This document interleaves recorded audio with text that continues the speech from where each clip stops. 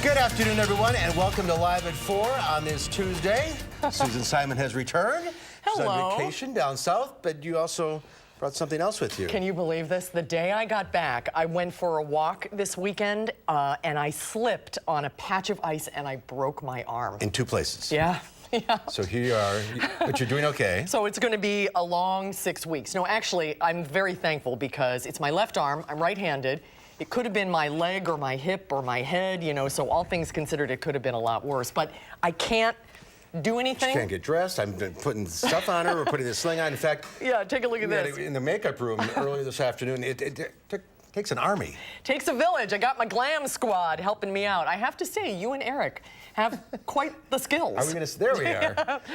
I don't know if I should be around a hot curling iron, though. That's No, you did well. Probably not wise. We're just kind of fooling around. But everybody, take it easy. Boy, this winter is no joke. And you said the doctors of the ER said this is the worst they've seen. He said it's the worst winter they've seen in recent memory. So how many days until spring? 14, I believe. Who's counting? We'll ask Dana in just a little bit. But you're okay. I'm okay. All right, well, we'll be with you. Thank you.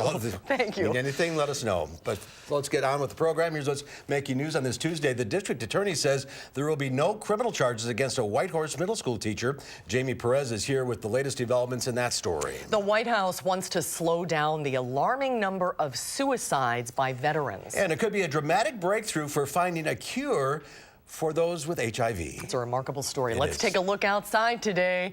Sunny in single digits again. That's right. It's March. Where is spring? It's not here. Although I know sure. March can be very fickle. Finally, just very cold. Oh, so that's good. There's some progress there. Dana Fulton is in the backyard. One step at a time, I guess. Baby steps. One No pun very intended. small step at a time. Yes, yes. Slow and steady, guys. Of course, today we had a high of about 17, started the day at 0. We've been calling the last few days bitterly cold, so now we're just going to be very cold outside. Right now we're right at 17, but that wind chill, it still feels like we're closer to about 3 degrees in Madison, 2 in Janesville, below 0 off to the northwest, though, with those wind chills right now. Our Doppler track is quiet, not expecting anything to come through for us tonight. Really, for the next few days, our Doppler track is going to stay pretty quiet for us, but we are keeping a close eye on our next system that'll be moving in this weekend.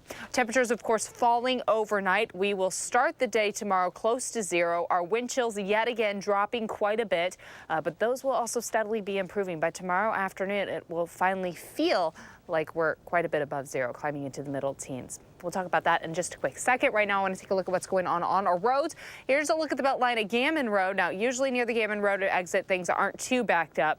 It's a little further east where the Beltline, we start to see those speeds slow down a little bit. And as we do look to the eastern side of eastbound, down to about 34 miles per hour. The good news, though, we've been seeing brake lights for a little bit, but we aren't seeing any accidents right now, and traffic is still at least moving closer to Gammon at about 60 or in the low 60s for our speeds on the eastbound side. Into Sauk County, all looks fine around Prairie du Sac to the Dells. Shouldn't have any delays. The same goes in Rock County and also in Jefferson County from Jefferson to Fort Atkinson down to Janesville. All seems to be fine. From Janesville to the Beltline will take you just about 26 minutes, 19 minutes from Sauk City to Middleton, and then from Sun Prairie to downtown it will be about an 18-minute drive for you this evening. It is cold outside. We do still have some slick patches, of course, but our temperatures by this weekend will steadily get a little closer to average for us. We'll take a closer look at what's ahead for Saturday and Sunday in just a few minutes. All right, yeah, be careful out there. We have proof. Yes. All right, Dana, thank you. Thank you, Dana. First at 4, the Dane County District Attorney says he will not file criminal charges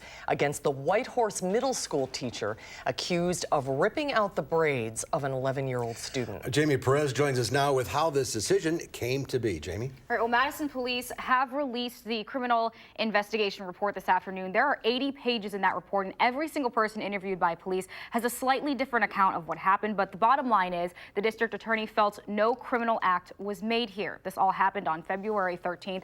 And according to the police report, the student sprayed too much Febreze in the classroom, which led to a confrontation that escalated quickly. Police interviewed multiple witnesses, including students and teachers, as well as the family involved. Now, throughout the past several weeks, this investigation has been going on. The DA finally came out today and said criminal charges will not be filed after reviewing the surveillance video and interviewing the multiple people involved. It is my job to review all the information and render an opinion based on how the law defines a crime. I have done that. And in this case, I do not believe a crime was committed. Now, while the DA made the announcement, he addressed how there are many other concerns over racial disparities in Madison. He made a point to say that he is aware of the issues growing up as a person of color in the area and also having children in the area. He says he understands why people may be concerned about this, but says his decision was based solely on the evidence provided. The family of the girl involved are not happy with the DA's decision. That's just telling them, right, it's okay to beat our kids. You know, but I'm going to tell you one thing. If the shoe was on the other foot, if my daughter would have did that to my granddaughter, they removed her from the home, all the rest of my grandchildren, and she'll be charged with a crime. But since it's a white man that did it, a teacher, a political figure, it's okay. It's not a crime. I'm not going to let it go. After the police report was released to us, Police Chief Mike Koval said that state law allows school personnel to physically restrain a student under certain circumstances. The school district policy says the board does not condone the use of restraint or unreasonable use of physical force, but the policy also states unreasonable restraint may be used when necessary to restrain students whose behavior presents a clear risk to the physical safety of the student or others. So it will now be up to Madison School District to decide if any further disciplinary action will be taken towards the teacher. But they did send us a statement saying the teacher will remain on leave while they continue to review everything and they determine the next steps. So we'll be sure to follow up on this. All right, Jamie, thank you. Governor Evers is standing by one of his cabinet picks after child abuse allegations against her are surfacing from more than a decade ago. Dawn Krim was charged with felony child abuse in 2005. This year, Governor Evers chose her to lead a state agency. Rose Schmidt explains what court documents from the incident show and the response from Republican leaders. Rose? Yeah, so Mark and Susan, there are new questions today from Republican state senators about whether Dawn Krim will be fit to serve as the secretary of the state's Department of Safety and Professional Services. She has not yet been confirmed by the Senate. Court documents from 2005 show Krim's then 5-year-old son poked another child's hand with a pencil at nursery school. And when Krim found out, she jabbed a pen into her son's hand, causing it to bleed and be left with several puncture marks. The case resulted in a deferred prosecution. Governor Evers says he learned of the charges while vetting her for the cabinet position. She's an extraordinary human being, and I do stand behind her. And I look forward to having the opportunity to talk to the legislators who may have concerns. Republican Senate Majority Leader Scott Fitzgerald released a statement in response saying, in part, these new revelations are deeply unsettling and will almost assuredly raise questions from members of my caucus surrounding the secretary's ability to serve in that role. Krim previously worked for Evers at the Department of Public Instruction. You may also remember that she used to be an assistant coach for the UW women's basketball team in the 90s. Krim told us in a statement that the incident served as the most difficult and trying experience of her life, and she's confident she will provide strong leadership to the state agency. A Senate committee will hold a public hearing to discuss her confirmation next Wednesday. So we will continue to follow this story. All right, Rose Schmidt, thank you. Thank you, Rose. A chain reaction pileup on an interstate bridge in Green Bay this morning injured a number of people. It happened on the Leo Frigo Bridge that crosses the Fox River where it meets Green Bay. 30 cars and trucks were involved. Police say most of the injuries were minor, broken bones. City buses were sent to the bridge to keep those involved in the crash warm. Search and rescue crews are still trying to find 7 or 8 people still missing after the country's deadliest tornado outbreak in nearly 6 years. 23 people died when at least 18 twisters touched down in Alabama, Georgia, Florida, and South Carolina on Sunday. The National Weather Service now says the deadly EF4 tornado that ravaged Beauregard, Alabama, tracked for 70 miles well into Georgia. Crews are still looking for missing people and say they've narrowed their focus. A lot of heavy equipment coming into these particular areas that we're using to pick up big portions of the debris to do searches under those areas. Meteorologists warn more severe weather could come through the area this weekend. President Trump says he'll travel to Alabama on Friday. Democrats are ramping up their investigations into President Trump, and the White House is pushing back, calling the new investigations disgraceful and abusive. President Trump says congressional Democrats launching new investigations are focusing on nonsense. The House Judiciary Committee is requesting documents from 81 individuals and entities connected to President Trump. 81 people or organizations got letters. It's a disgrace. It's a disgrace to our country. Our goal is to hold the administration accountable for the obstruction of justice, the abuse of power, and the corruption. House Democrats are also asking the State Department interpreter who was in the room of a conversation between President Trump and Vladimir Putin in Helsinki last year to testify in public and turn over her notes. That is something the White House is expected to fight back against. Michael Bloomberg is not running for president. The 77-year-old former New York City mayor, one of the richest men in the world, announced his decision not to join the crowded Democratic field in a Bloomberg News editorial. The Department of Veterans Affairs estimates that 20 veterans die by suicide on average each and every day. Now, President Trump is directing his administration to come up with a solution. Natalie Brand has more details from the White House. President Trump signed an executive order Tuesday aimed at better coordinating federal and local governments to prevent veteran suicide. By investing in research and scientific advances, we can better understand the trauma our brave soldiers face and how to restore their faith and their health. For veteran Joe Shenley, suicide is deeply personal. I've done 2 combat deployments, and of the Marines I deployed with, 8 who I know of have died by suicide. Shenley represented American veterans at the White House signing today, but overall, he says many vets aren't getting the treatment they need. I believe the system is focused on making people unsick rather than making them well, trying to tell them that they're okay, that life is worth living, but we're not actually helping them live that life. The president's executive order creates a new task force that has 1 year to come up with a detailed plan. Part of that plan will focus on building public-private partnerships to address this issue. Psychologist Barbara Van Dalen's nonprofit group, Give an Hour, is a nationwide network of volunteers focused on mental health resources. She hopes progress preventing veteran suicide will help all Americans. This is one of those opportunities. If we do this right, we could really start to chip away at suicide in general. Several states have already been chosen for grants under the initiative, including Texas, Virginia, Colorado, and New Hampshire.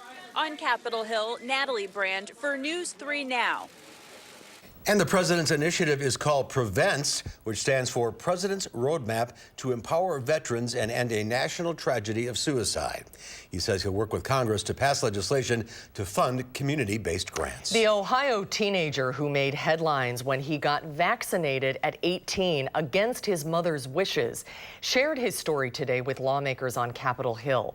18-year-old Ethan Lindenberger told a Senate committee about the difficulty he encountered trying to convince his mother, a vocal anti-vaxxer, about the science behind immunizations. The Ohio high school senior sat next to a panel of experts during a hearing on vaccines. Today's hearing comes 1 day after another large-scale study further debunked any link between autism and the measles, mumps, rubella vaccine.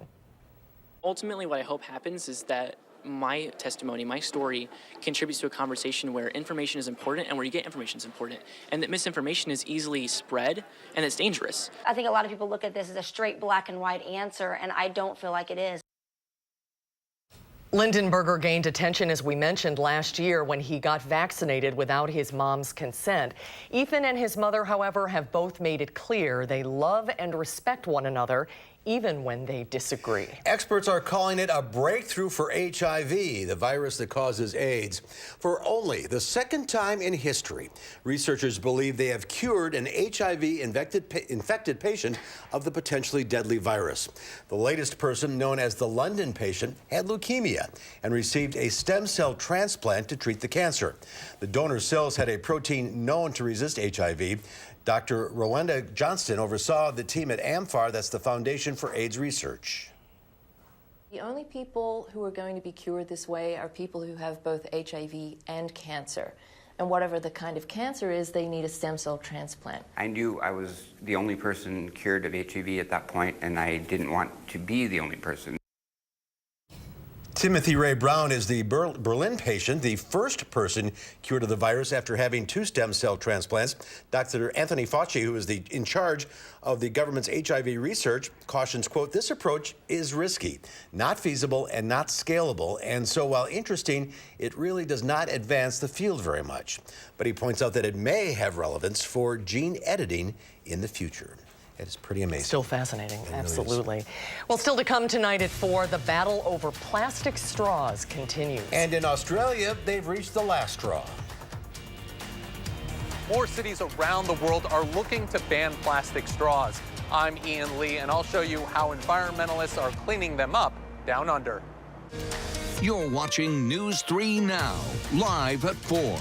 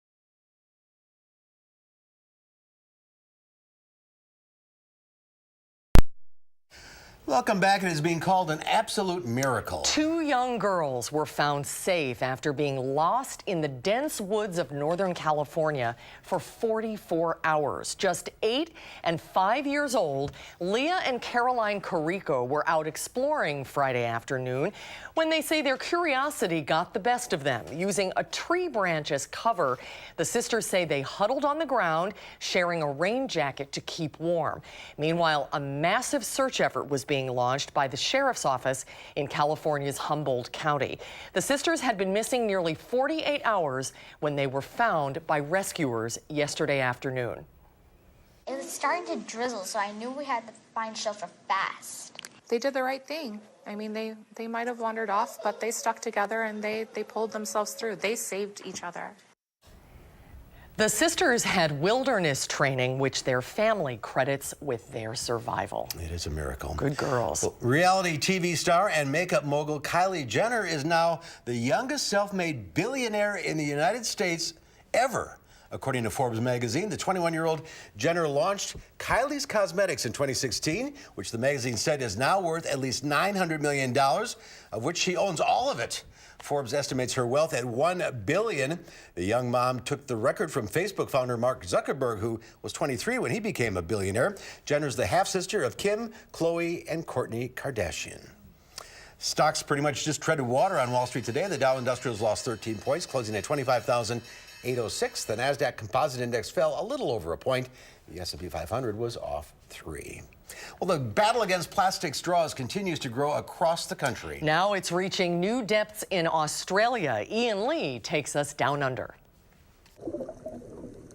A new underwater craze dives deep in Sydney's harbor. Snorkelers, who call themselves strocklers, are scouring the ocean floor for plastic straws. I was really surprised at how many people wanted to join in. Dozens of divers not only fish for straws, but all types of plastics, including bags, fishing lines, anything that can harm sea life. We found an octopus holding plastic straws in its tentacles, and we actually had to pull them out, so that was a bit of a depressing tug of war. Seaside restaurants are also doing their part, trading plastic straws for paper. It's part of a global drive to eliminate plastic waste.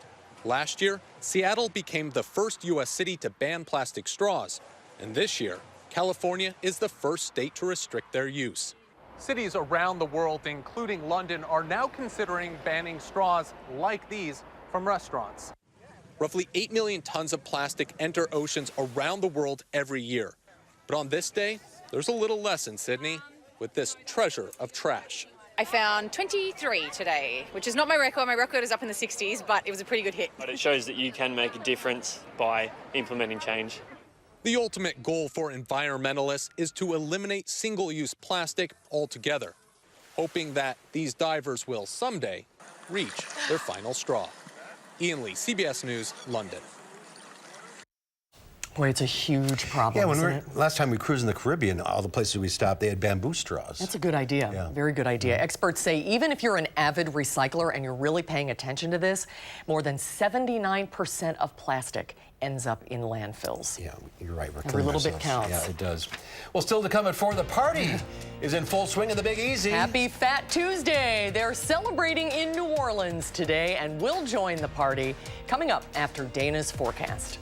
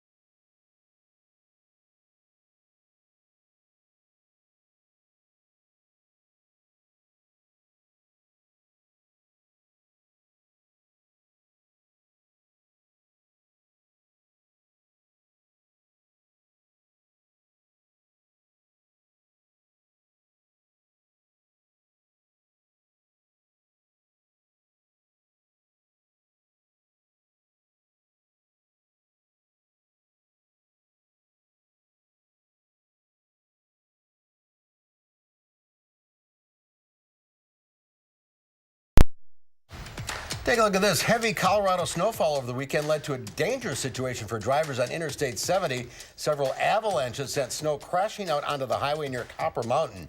Some cars got partially buried in the snow, but no one was hurt. The situation did lead to a complete shutdown of the highway. The threat of more avalanches continue in Colorado's high country as drivers are being advised to be prepared for more possible highway closures. They're having a lot of snow out west, just like us. That would be a little scary. Very Terrifying. scary. See that coming down the hill. The video there, it continues on. You can see the driver starting to back up as quickly as possible so they don't end up driving in the snow, because it's one of those where you're buried under the snow. Is the snow going to keep going? You can't tell as it's falling Right, down. it keeps coming. It just keeps coming. It's crazy. So it could be worse. Could be worse. Perspective. Right. It's all relative. Thankfully for us, though, we are steadily, slowly getting just a little better.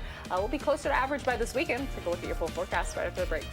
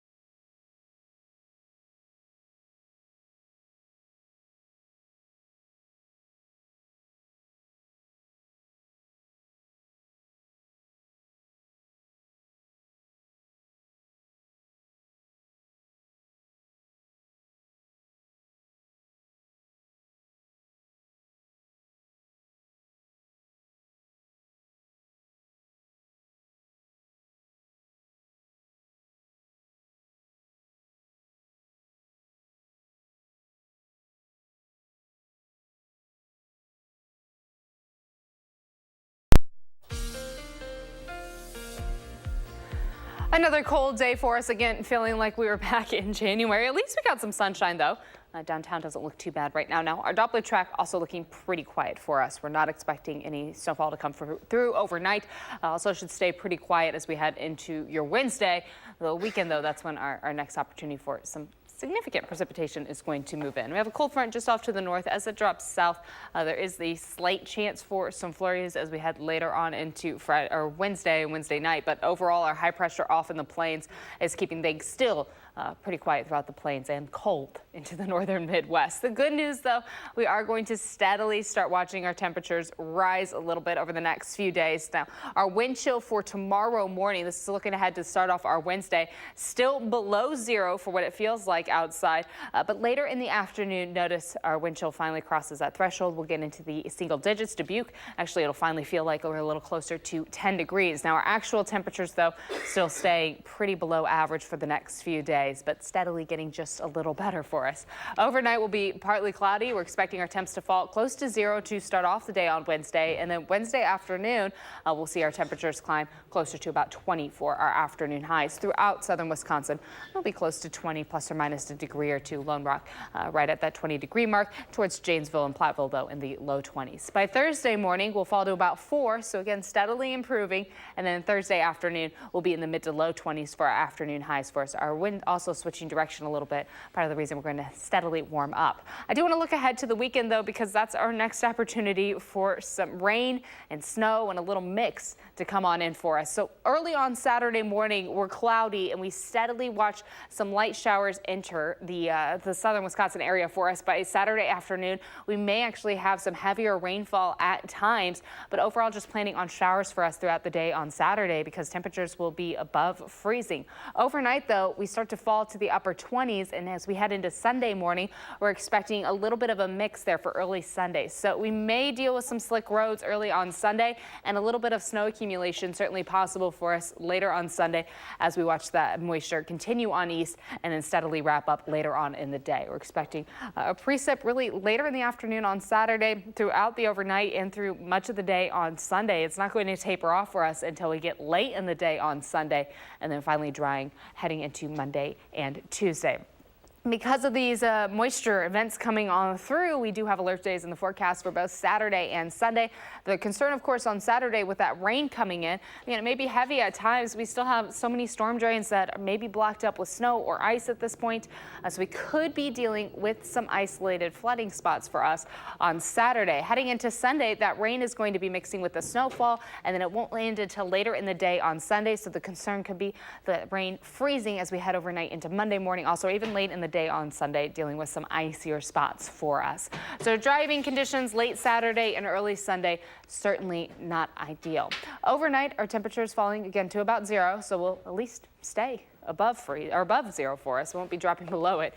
Our breeze 8 to 15 miles per hour. It's still bitterly cold, though, and those wind chills still below 0 to start off the day. Tomorrow afternoon will be close to 20, partly sunny sky, but very cold outside for your Wednesday. By Thursday, we're in the mid-20s, and by Friday in the mid-30s. There's that slight flurry chance for us looking ahead to Thursday. Notice our temperatures slowly creep on up and then back down a little bit as we head into the start of next week. But overall, we're finally crossing a threshold to get a little closer to average for us by the weekend and next week. That situation on Saturday and Sunday, again, it's really Saturday night and Sunday morning the greatest concerns with our alert days. Sunday, though, as a whole, might be a little messier outside for us even into the afternoon. So your weekend plans, although those temperatures will be a little better, may have to stay inside. It's going to be a nice day, by any means. No. Well, but and it'll be after 40. all that rain, oh boy, now I'm so scared You to stay death inside. of ice. You can stay inside. Be careful with the ice. Absolutely, Wow. yes. Despite all of that news, All of that. thousands of people gathering in New Orleans to celebrate Fat Tuesday, Mardi Gras. In fact, Mardi Gras in French is Fat Tuesday, also called Shrove Tuesday. It's the day before Ash Wednesday, which marks the start of the Christian Lent season leading up to Easter. During Lent, many Christians fast, and the name Fat Tuesday refers to the last day of eating richer foods before the leaner days of Lent begin. The streets of New Orleans filled with people dressed in costumes, tossing beads in honor of Mardi Gras. I would love to be there. It's on my bucket list. I think that would be fun to be there. I think it would be awesome. Don't you think so? Yeah. It's also the day to celebrate the power of the punchki. Punchki, do you know that? No. Tell me more. It's a Polish pastry that is a tradition on the day before Ash Wednesday. It's basically like a jelly donut, sort of. Oh, okay. But in Waukesha, some 5,000 are being sold today. That's a 20% increase from last year. Besides the typical punchki, like Bavarian cream, prune, and raspberry, there are also alcohol-infused ones. Raspberry vodka shooter, spiced banana foster, Kahlua and mudslide, brandy old-fashioned, and Bailey's cherry bombshell. Since the alcohol in the filling is not cooked out, you have to be at least 21 to order one. There, you could have a drink and a punchki. We should have seen if Dana could pronounce it. No, yeah, I'm glad that you took over that before I had So we have to. some here. Okay. We have lemon, raspberry, and prune filled, and a king cake. Yes. You know king cake? Yeah, because there's a baby in there somewhere. Now, right? if you find the baby, what do you have to do? You have to buy the next cake. Okay, so Okay, it's, that's fair. it's not a good luck thing? I don't think so. Okay. It's not I good luck. imagine there's some sort of luck You involved. want to try this? What flavor is it? Dylan? This is prune. We have no. This is prune. Okay. Sure. That looks I'll just good. take a little square. little. It's a big thing in Chicago. Yes. Right? Yeah. Wherever there's a large Polish community. Okay. Yeah. Yeah. I'm never going to say no to sweet treats, though. So. I'm going to pass on the punchki. Good stuff. Oh, I thought it was great. So enjoy. You know why they made them?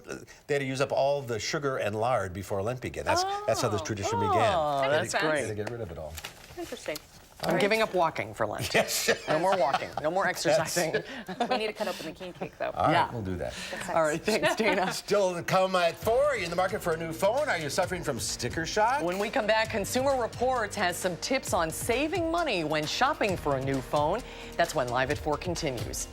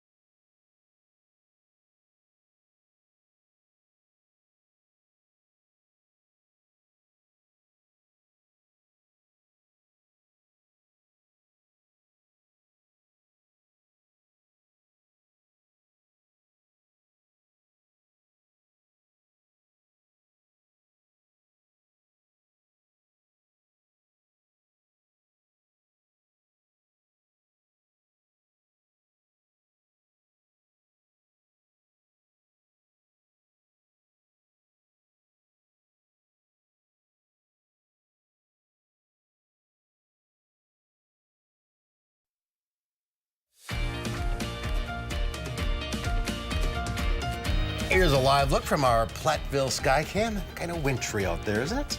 Pretty though. With the latest flagship phones from Apple and Samsung priced at $1,000 and up, consumers are looking for ways to save. Leah Lynchide and Consumer Reports offer some ideas that you may not have considered before. Anyone who's shopped for a new smartphone recently knows they're not cheap. Consumer Reports' top-rated phones are Samsung's Galaxy Note 9 for $1,000, Apple's iPhone XS Max for $1,100, and XS for $1,000. But the experts at Consumer Reports know not everyone's running out to buy the latest and greatest. There's nothing cheaper than keeping the phone you already have. Start off by giving your phone a tune-up. First, make sure the operating system is updated. That can help speed up a sluggish phone. You can also swap the battery if it's not holding a charge. A new one can cost you less than $100. Also, if your screen has seen better days, you can replace one on many older phones for about $150 or less. But if your old phone is beyond saving, there are ways to pay less when buying a new one. You should think about phones like you think about cars. If you wait a year and buy last year's model, then you're going to save a lot of money. CR says since smartphones are evolving more slowly than they used to with each new generation, you can get an even better deal by buying one that's about 2 years old. Another thing to consider. Samsung and Apple do sell the vast majority of phones out there, but they're not the only players in the game. LG, Sony, Google, and OnePlus all have recommended models in Consumer Reports ratings. Another way to save. Our readers really like refurbished phones. For News 3 Now, this is Leah Lynchide. In fact, 67% of people in Consumer Reports survey, with refurbished phones had no problems. That's roughly the same as people who bought new models. So there's a way to save money. Keep your old phone. That's right. I still have the rotary. 40 of the most successful and civic-minded young Madison professionals under the age of 40 are honored each year. We'll meet one of those chosen by In Business Magazine for their 40 Under 40 celebration. That's when Live at 4 continues.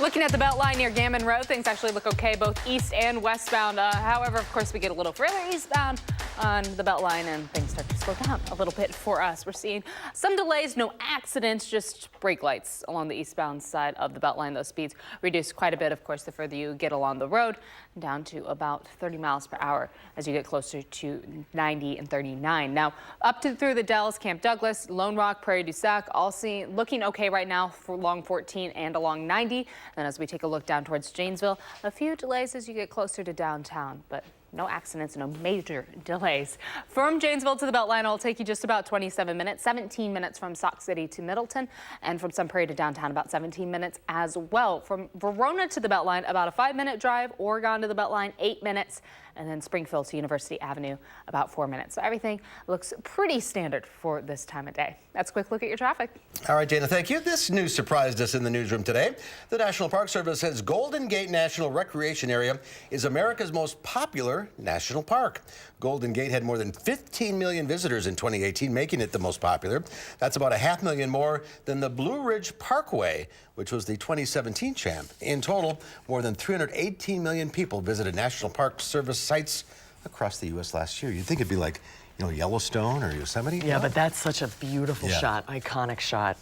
Well, every year, Madison's In Business magazine celebrates 40 under 40. The program recognizes 40 of the most successful and civic-minded young professionals under the age of 40. The class of 2019 will be recognized in the March issue and honored at a networking reception tomorrow at the Madison Club. And one of this year's honorees is Ryan Klostermeyer from Heartland Hospice Services. Ryan, congratulations. Yeah, thanks for being with us today. Appreciate it. How does it feel to be honored in this way? It feels great. Yeah. I feel excited and incredibly humbled, you know, and I think that for me what was the most exciting is really I didn't tell my story. I got to tell the story of the incredible team that I work with and the work that we're doing in the community, and that's what makes it really special. Let's talk about your business. What do you do? Yeah, well, I'm the administrator of Heartland Hospice. We're the largest not-for-profit hospice in the United States, but we're locally based right here in Madison, serving Dane and the surrounding communities. And how did you find yourself into that line of work? Yeah, so when I was 18 years old, I was a CNA, or a caregiver in assisted living, and I was working when a patient passed away.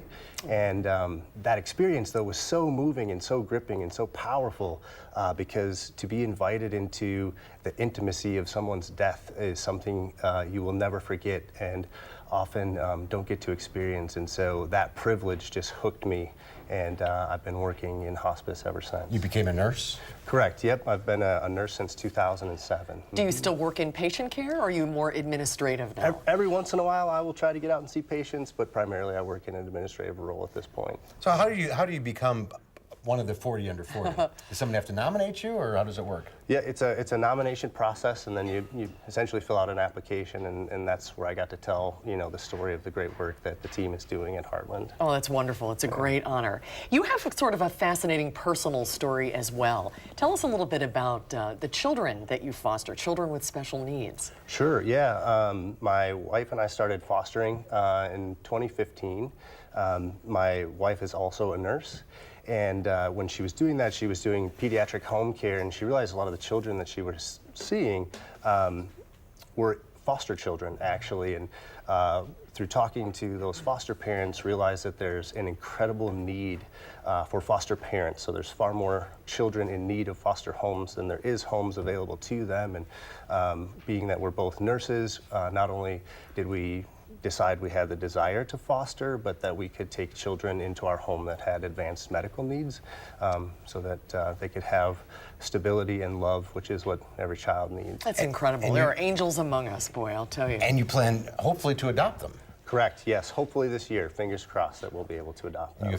You have your own biological children? Correct, we have 3 biological children as well. Wow, you've got a lot on your plate and under 40 already. Yeah. Are you a Madison native? No, I grew up in Heartland, closer to Pewaukee, but I've been here for about 5 years now, and we just love being a part of the fabric of Madison. What do you like about Madison? What do I like about Madison? Wow. How much time you got? Yeah, exactly. I think that I love, honestly, that the small town feel of Madison, you know, and that you can drive 15 miles in any direction and be in a cornfield. We live in the country, and so it's nice to be able to work in an urban area but go home to a rural area, and everything in between that offers is just makes it feel like home. Are you a UW-Madison grad? I'm not. No. Oh, really? No, I'm a transplant. So. Oh, wow, yeah, so many of us. That's okay. Yeah. We'll give you a break. But you're keeping your business in town here, and that's a great thing. Yeah, absolutely. We operate locally here and serve Madison and the surrounding areas. Well, again, congratulations. Yeah, thanks. Oh, I can't wait to see what you do in the next 40. I'm looking forward to it. Ryan, thanks for being with us today. Best Thank of you. luck with the adoption. Appreciate it. Great to see you. Well, the final check of your forecast coming up.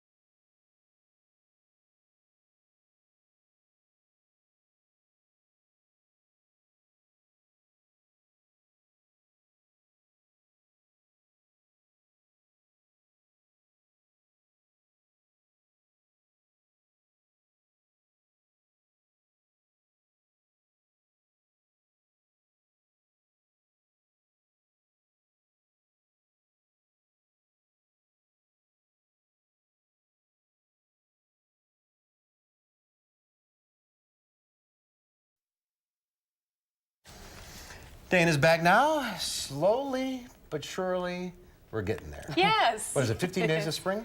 Yes, we're counting down. We're just about 2 weeks away for us. We hit a high of 17 degrees today. Well, that's an improvement. Yes, we were in the single digits yesterday, so basically doubling where we were at yesterday.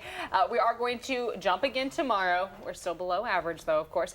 Now, right now, we're still at that 17, so this is as warm as it's going to get. Our wind chill puts us closer to 3, and throughout southern Wisconsin, our wind chills tonight are going to be quite chilly. My good news, though, we're not looking at any sort of flurries for us this evening. We have a pretty calm and quiet Doppler track, but our temperatures, of course, are going to drop. We'll fall close to 0 to start off your day tomorrow, and then our wind chills, of course, dropping as well. It'll be another very cold start to the day. Wind chills in the morning, anywhere from 0 to 10 degrees below average. That's just the trend for the next few days. It stays cold but quiet. Looking ahead to the weekend, though, your Saturday and Sunday, it's going to hold our next system that could make things a little messy for us Saturday, bringing quite a bit of rain.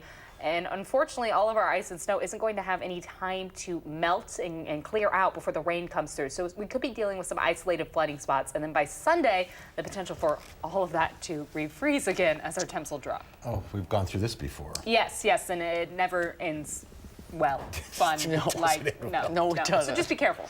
All right, thank you, Dana. Thanks, Dana. Tomorrow here on Live at 4, we're going to meet the author of the new book, Proxmire, Bulldog of the Senate. That's a profile of Wisconsin Senator Bill Proxmire. And we'll head to the Beef Butter Barbecue Restaurant on Madison's North Side. That's in our Tastemaker segment. That's coming up tomorrow at 4.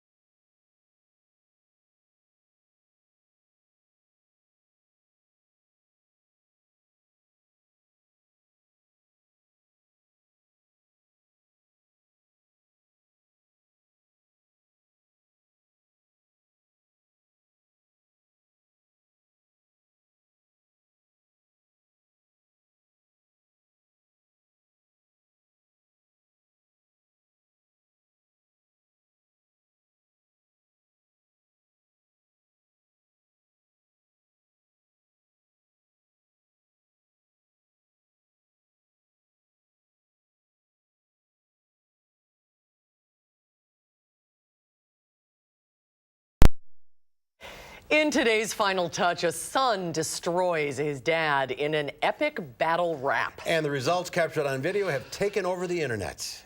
You thought you would take me on?